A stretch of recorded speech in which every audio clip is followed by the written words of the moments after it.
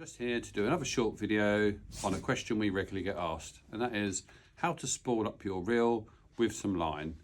So the first step is quite straightforward. You want to get yourself some line suitable for the reel.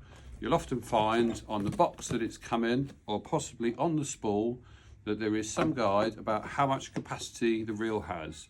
So you'll see on this one, for example, just down here, and we're going to go with some reflow sinking feeder line for this customer's new Centris SD 520.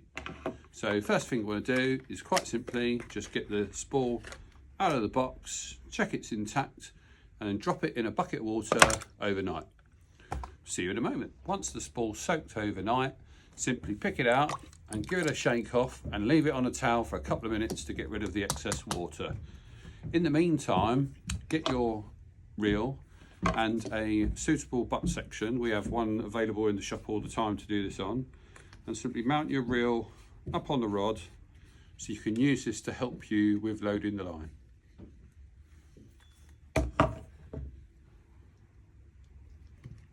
Get the spool and find the end of the line and thread it up through the rod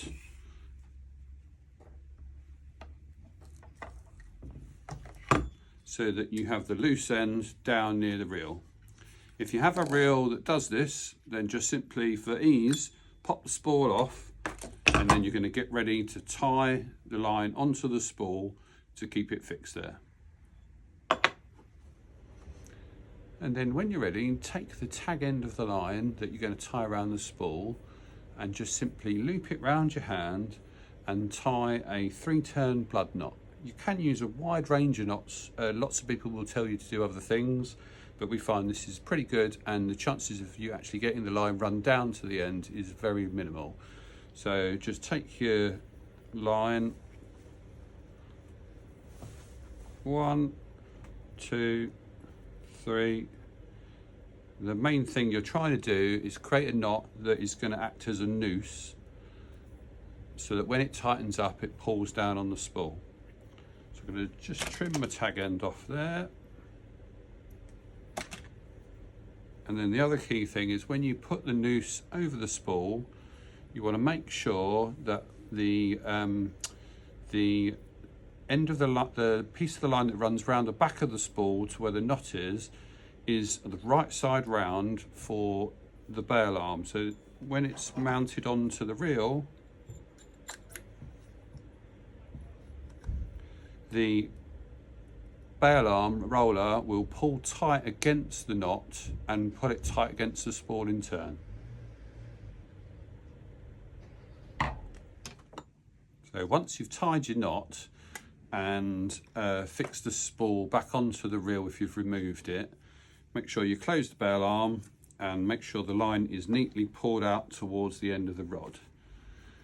Then the next step is to decide if you've either got a friend that can help you, or otherwise you'll need to use your bucket of water again.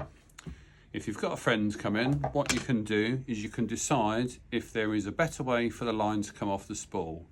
So they're wound on bobbins in the factory, and sometimes you can check which way is best by pulling the line off to find out which way it's come off. It really doesn't make much difference with this particular spool, and as a result, what we're going to do is I'm just going to lay it neatly back in the water because it will help slow it down and give it a bit of tension. We're going to pick the rod up and we're going to grab it and we're going to put it through our fingers about 6 inches to maybe a foot in front of the reel, and then we're going to just get ready to start winding it on. But before you do that, if you're going to wind it with a bucket, make sure that is somewhere where it's going to not get everything wet, because the spool is going to spin and the line is going to come off and spray water everywhere.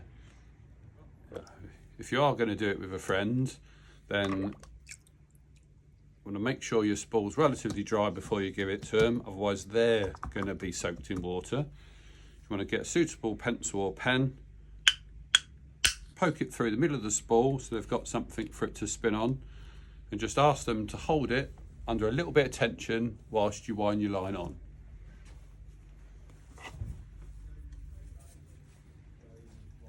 Here we go, just with it running through your fingers as I showed you.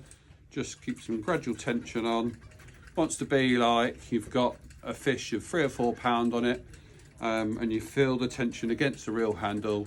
Going on tight will keep it nice and neat, no kinks or wind problems, and then just wind it on until you've got to the top of the spool. So keep winding the line on until you filled the spool right up to about 1 millimetre short of the spool lip. Hopefully, if I can grab this bit of paper, you can see on there that it's just underneath the inside of the lip. And then take the tag ends. If you've got a little line clip on the spool, just nick it under there, safe keeping. And there you're done. Job's a good one, see you next time.